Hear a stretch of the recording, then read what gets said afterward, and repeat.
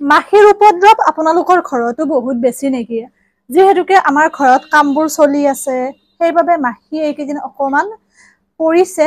তাৰ বাবে আপোনালোকক কেইটামান টিপছ দিওঁ, যিহেতুকে মই নিজেও মচিব ওলাইছো ঘৰটো। আগতেও মাখিৰ বহুত উপদ্ৰৱ আছিল ঘৰত, আৰু এনেদৰে ব্যৱহাৰ কৰি পেলাই যথেষ্টখিনি উপকৃত হৈছিলো। দুটা পদ্ধতি আপোনালোকক কম, এই দুয়োটা পদ্ধতি আপোনালোকে অৱলম্বন কৰিয়ে আপোনালোকৰ ঘৰৰ মাখিৰ উপদ্ৰৱটো নোহোৱা কৰিব পাৰিব। যিহেতুকে সৰু ল'ৰা ছোৱালী থকা ঘৰত যদিহে মাখি বহুত বেছি হয়, খোৱা খাদ্যত পৰে, তেতিয়াহ'লে বহুত অনিষ্ট হয় বা বীজাণু যিহেতুকে কঢ়িয়াই আনে। সেইবাবে আমি অকমান মাখি বা তেনেকৈ মহ বা বিভিন্ন কেৰেলোৱা এইবোৰৰ পৰা আমি ঘৰত কেনেকৈ নহাকৈ ৰাখিব পাৰো, সেইটো সদায় আমি চিন্তা কৰিব লাগে, বিশেষকৈ সৰু ল'ৰা ছোৱালী থকা ঘৰত। এতিয়া চাওক, আপোনালোকে ইয়াৰে যিকোনো এটা পদ্ধতি অৱলম্বন কৰিলে হ'ল। এয়া হৈছে কৰ্পূৰ, যিটো আমি লাড্ডু বনাবলৈ ব্যৱহাৰ কৰো। এনেকৈ বটলতো থাকে আৰু পেকেটতো পায়, এনেকুৱা খাম চিষ্টেম। এয়া এনেকৈ পায়। আপোনালোকে এয়া কৰ্পূৰ ল'ব এপিৰা, মানে এনেকৈ এটা খণ্ড ল'লে হ'ল। আৰু এই কৰ্পূৰটো হৈছে খোৱা কৰ্পূৰ, যিটো আমি লাড্ডু বনাবলৈ ব্যৱহাৰ কৰো বা পূজাৰ সামগ্ৰী, পূজাত ব্যৱহাৰ কৰা হয়। পূজাৰ সামগ্ৰী পোৱা দোকানত আপোনালোকে এই কৰ্পূৰটো পাই যাব, সুধিলে কৰ্পূৰ বুলি ক'লে হ'ল।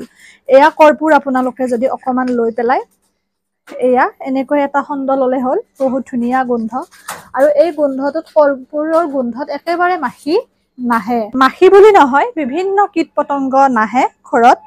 এয়া এনেকৈ আপোনালোকে ভাঙি দিব, আৰু যিটো পাত্ৰত আপোনালোকে ঘৰ মচে তাত আপোনালোকে এনেকৈ ভাঙি পেলাই দি দিব,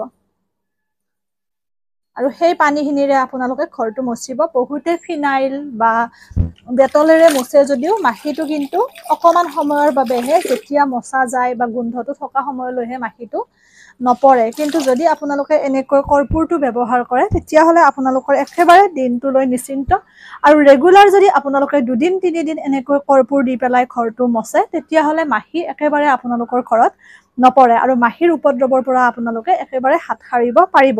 ব্যৱহাৰ কৰি মাথো মোক জনাবলৈ নাপাহৰিব, কিয়নো আপোনালোকে ব্যৱহাৰ কৰি সুফল পালেহে মোৰ ভিডিঅ'টি সাৰ্থকতা লাভ কৰে। শ্বেয়াৰ কৰিব, যাতে সকলোৱে এনেকুৱা ধৰণৰ টিপছবোৰ সহজতে পায়।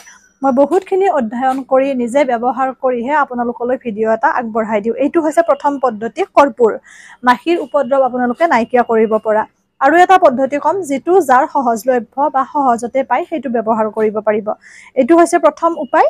আৰু আন পদ্ধতিটো হৈছে ভিনেগাৰ। এয়া ভিনেগাৰ যদি আপোনালোকে 2 চামুচ বা 3 চামুচ আপোনালোকে ঘৰ মচা পাত্ৰটোত দি দিয়ে, আৰু যদি সেই পানীখিনিৰে ঘৰটো মচে, তেতিয়াও মাখিৰ উপদ্ৰৱ একেবাৰে নাথাকে, বা মাখিৰ উপদ্ৰৱৰ পৰা আপোনালোকে পৰিত্ৰাণ পাব। আৰু এটা উপায় আছে, সেইটো মই কিন্তু ব্যৱহাৰ তেনেকৈ নকৰো। এই দুটা ব্যৱহাৰ কৰিয়ে মই যথেষ্টখিনি সুফল পাই আহিছো, বা একেবাৰে মাখিৰ পৰা আমি পৰিত্ৰাণ পাওঁ। সেইবাবে আপোনালোকৰ লগত শ্বেয়াৰ কৰিছো। ইয়াৰ উপৰি আৰু এটা পদ্ধতি, সেইটো অকমান কষ্ট হয়। সেই পদ্ধতিটো হৈছে, আপোনালোকে আদা যদি এটুকুৰ ৰস উলিয়াই লয়, ধৰি লওক আদাৰ ৰস 2 চামুচ মান দিব, আৰু তাত যদি আপোনালোকে সেই পানীখিনিতে একেলগে অকমান ডেটল দিয়ে, 1 চামুচ ডেটল আৰু আদাৰ ৰস। এনে ডেটল দি যদি আপোনালোকে মচে, তেতিয়া কিন্তু মাখিটো 1 ঘণ্টা বা 2 ঘণ্টা সময়লৈহে নপৰে, পিছত আকৌ পৰে। কিন্তু আদাৰ ৰসটো যদি ডেটলৰ লগত মিহলি কৰি দিয়ে, তেতিয়াও মাখিৰ উপদ্ৰৱটো আপোনালোকৰ একেবাৰে নোহোৱা হ'ব। ভিডিঅ'টি আৰু বৰ বেছি দীঘলীয়া নকৰো, আপোনালোকে এই দুয়োটা পদ্ধতি অৱলম্বন কৰক আৰু ব্যৱহাৰ কৰক, আৰু মোক জনাবলৈ নাপাহৰিব। মই মানে মচি আছিলো, সেইবাবে ভাবিলো আপোনালোকৰ লগতো মই ভিডিঅ'টি শ্বেয়াৰ কৰি দিওঁ, যাতে যিসকলে এই মাখিৰ পৰা যথেষ্টখিনি সমস্যাৰ সন্মুখীন হয়, তেওঁলোকে উপকৃত হ'ব।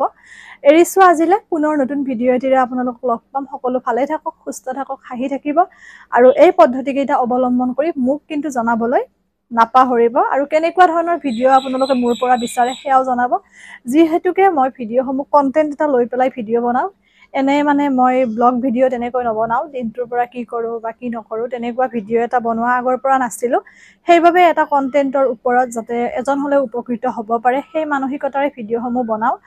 কেতিয়াবা ব্লগ ভিডিঅ' দিম, যদিহে তাত কিবা এটা শিকনিমূলক থকা বুলি মোৰ মনে কয়। এৰিছো আজিলে, সকলো ভালে থাকক, সুস্থ থাকক, হাঁহি থাকিব, আৰু ভিডিঅ'টি যিমান পাৰে শ্বেয়াৰ কৰিব।